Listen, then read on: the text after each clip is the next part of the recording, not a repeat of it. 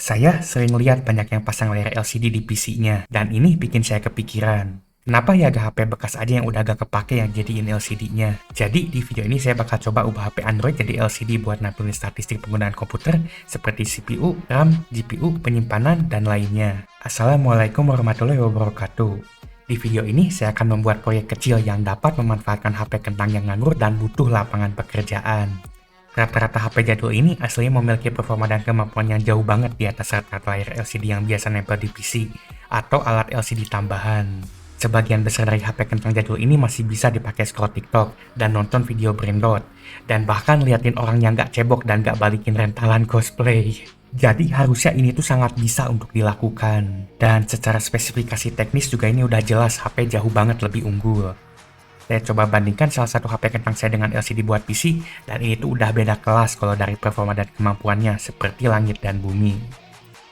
Namun, salah satu kemampuan utama yang tidak dimiliki rata-rata LCD kecil yang dijual ini adalah dukungan Linux, karena ini katanya hanya support Windows. Sedangkan HP dijadikan layar LCD yang saya bikin ini terang-terangan support Linux, karena saya sendiri pakai. Jadi Anton Wibowo pasti sangat bangga. Sebenarnya saya yakin udah ada proyek kayak gini, tapi tetap aja saya pengen bikin aja sendiri, biar tahu prosesnya dan kita bisa mempelajari bareng-bareng cara dasar aplikasi dan server bekerja. Pertama, kita perlu mikirin dulu infrastruktur cara aplikasi dan alatnya bakal bekerja. Rencana saya adalah menjalankan server kecil di komputer saya yang ngasih tahu usage sekarang sebagai backend-nya. Dan untuk front-end-nya itu aplikasi HP simple yang cuma nampilin data dari back-end-nya secara berkala. HP-nya akan terhubung lewat WiFi ke jaringan lokal yang sama seperti komputernya, dengan protokol HTTP dan ngirim data JSON. Ini benar-benar hanya baca data saja dan bakal simple banget. Saya gak bakal pakai autentikasi, enkripsi, dan hal ribet lainnya. Jadi untuk infrastruktur dan alat yang bakal kita buat ini tuh udah jelas dan simple banget. Untuk proses ngodingnya biar gampang dan juga cepat, saya perlu AI alias akal imitasi. Namun sayangnya kalau langganan AI yang premium harganya cukup mahal juga. Dari mana duitnya? Tapi untungnya teman saya Naupaleon jualan ChatGPT Plus yang murah banget, harganya tuh cuma 20 ribuan. Jadi kalau kalian ingin ChatGPT dan berbagai layanan lainnya yang murah dan kalian juga suka nonton streaming game, kalian bisa cek channelnya Naupaleon sekarang juga. Dan kalau yang sama-sama murah, tentu saja membership channel ini. Karena hanya dengan Rp5.000 kalian bisa nonton video lebih awal, nonton video khusus membership, dan yang paling pasti kalian bisa masuk TV seperti yang namanya muncul yang ada di depan layar kalian. Dan dengan AI ini saya bisa bikin CMS PHP yang bisa nampilin semua daftar membership dari database. Tentu saja nyambungnya pakai file koneksi.php yang legendaris itu. Ini bikinnya cepat dan mudah banget asalkan kalian ngerti dikit cara dasar codingan itu bekerja. Sama seperti saat kalian pakai kalkulator, kalian harus bisa ngitung dan tahu dasar matematika buat pakai kalkulatornya. Dan ini tuh harganya cuma 5.000. 5 dikali 1.000 sama dengan 5.000. Wah, murah banget. Pertama, kita perlu backend-nya dulu yang fungsinya ini untuk PC memberikan informasi penggunaan usage-nya ke HP. Untuk ngodingnya, saya bakalan vibe coding seperti anak zaman sekarang, yaitu ngoding pakai AI. Jadi pertama saya coba pasang dulu codex-nya. Codex itu alat ngoding dari ChatGPT. Karena saya sudah pakai akun ChatGPT yang bayar, jadi bisa pakai codex. Setelah codex-nya nempel, saya langsung aja bikin proyek baru bernama Patchy Server.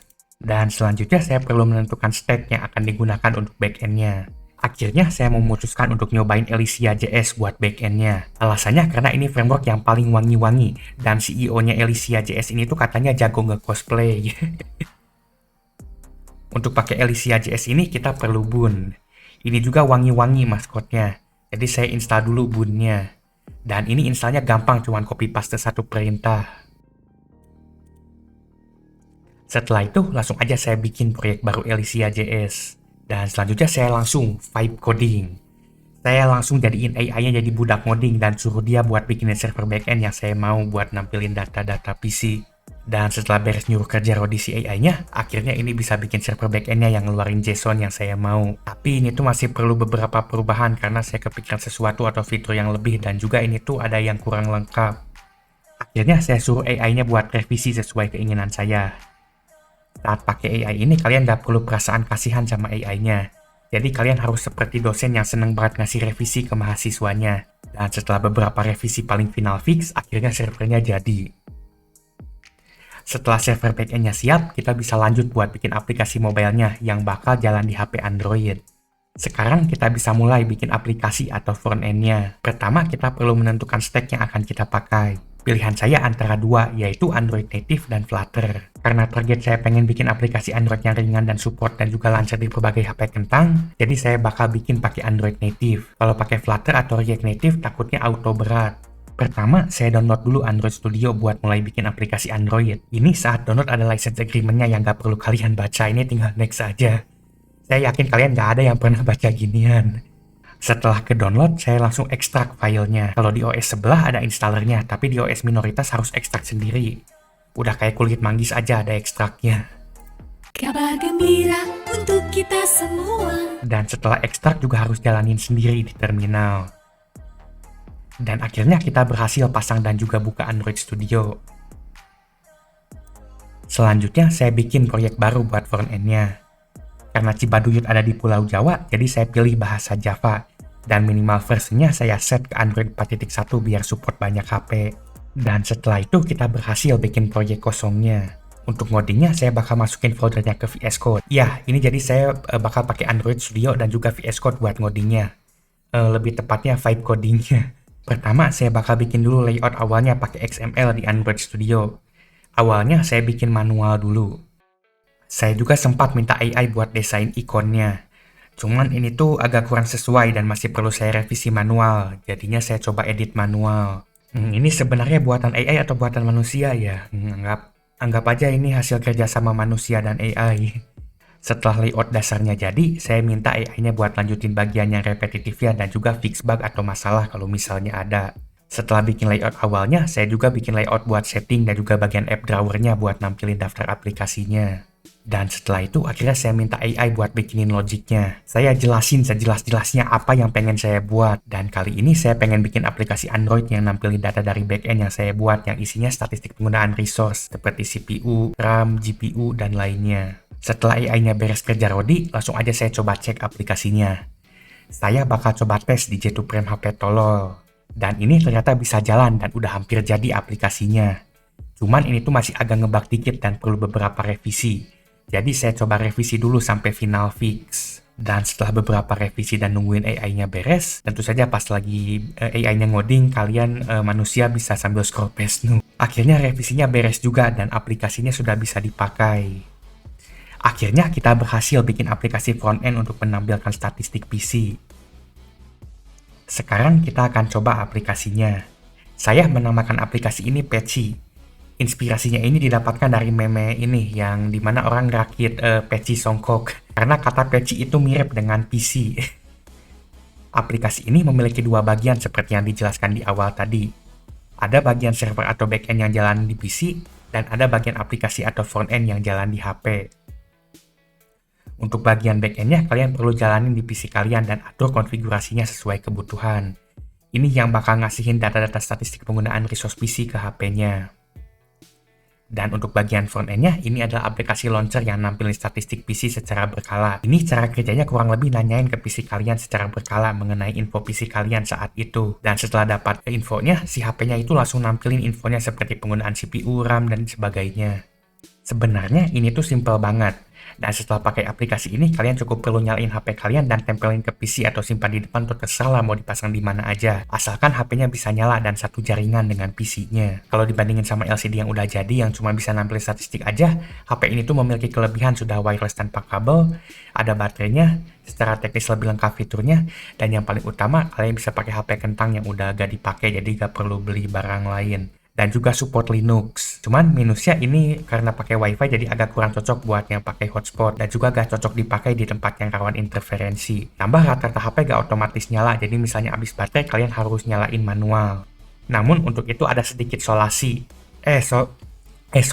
yang bisa kita lakukan. Selanjutnya saya akan bikin kabel buat nyalain HP-nya. Sebenarnya bisa aja pakai kabel micro USB biasa dan nyolok USB PC. Cuman bakal kelihatan berantakan dan juga harus colok USB keluar PC. Jadi saya bakal bikin kabel sendiri buat ngecas HP-nya. Pertama saya perlu kabel micro USB. Dan saya perlu potong bagian USB Type A-nya yang nyolok ke PC-nya. Selanjutnya saya perlu buka bungkus kabelnya. Saya perlu akses ke kabel power dan ground-nya alias yang warna hitam dan merah. Saya gak perlu kabel yang putih dan hijaunya karena cuma buat ngecas aja. Kita transfer datanya lewat WiFi. Dan sekarang saya perlu kupas kabel power dan groundnya. Saya perlu dapetin akses ke dalam kabelnya. Dan selanjutnya saya hubungkan dengan kabel female kabel DuPont. Kebetulan ini saya punya kabel DuPont male to female. Dan saya perlu potong bagian male-nya yang besinya keluar. Kalian tahu sendirilah istilah male dan female ini datangnya dari mana. Setelah itu saya kupas kabelnya. Dan akhirnya saya perlu sambungin dengan kabel USB-nya yang bagian power dan juga ground. Saya bakal sambungin pakai solder. Dan ini prosesnya kita perlu kasih solder dulu masing-masing kabelnya. Dan setelah ada soldernya baru disambungin satu-satu. Dan setelah itu saya bisa tutup pakai solatip biar aman. Saya perlu cari header USB atau sumber 5 volt lainnya. Sebenarnya bisa aja pakai Molex langsung dari PSU.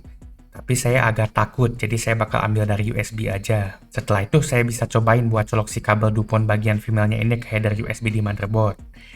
Ini jangan sampai salah colok, auto konslet nanti. Kita perlu colok ke bagian ground dan power USB. Groundnya warna putih dan powernya biru. Kalau sudah yakin benar, kita bisa coba colok si kabel micro USB ke HP-nya. Dan ini work, bisa ngecas HP-nya. Sekarang HP-nya akan nyala dan ngecas terus. Tenang, ini aman. Selama baterainya 100%, baterainya nggak akan ngecas lagi. Namun, sayangnya ini tetap masih belum auto on. Jadi kalian masih harus manual nyalain HP-nya pencet tombol power kalau misalnya mati. Tapi bakal lebih jarang kalau dicas terus. Proyek ini sudah saya publish ke GitHub dan jadi open source. Ini open source beneran, bukan open source data bocor. Backend dan juga frontend-nya sudah saya rilis di GitHub. Dan untuk namanya saya namain proyek ini Peci. Ya karena saya terinspirasi dari meme mending rakit peci yang gambarnya itu orang bikin peci kopiah bukan PC komputer. Proyek backend-nya ini isinya codingan pakai JavaScript dan Elysia JS yang jalan di Boon. Dan untuk front-end-nya ini proyek Android Studio pakai Java. Jadi kalau kalian pengen coba ngubah HP jadi LCD yang nampilin statistik PC, kalian bisa langsung cek proyek backend dan front-end-nya di GitHub. Di video ini kita berhasil untuk mengubah HP yang awalnya nganggur karena tidak dapat lapangan pekerjaan, padahal katanya ada 19 juta. Jadi bisa bermanfaat untuk menampilkan statistik dan penggunaan resource PC. Tambah HP ini juga jauh lebih mampu jika dibandingkan layar LCD yang fungsinya cuma itu-itu aja. Dan di video ini kita juga bisa bikin proyek codingan simple dengan arsitektur backend frontend dengan sangat mudah, pakai vibe coding. Ngomongin soal AI yang katanya merusak lingkungan karena ngabisin banyak listrik malah bisa kita pakai sebaliknya untuk memanfaatkan e-waste seperti HP kentang. Itu saja sekian dari saya, semoga video ini bermanfaat.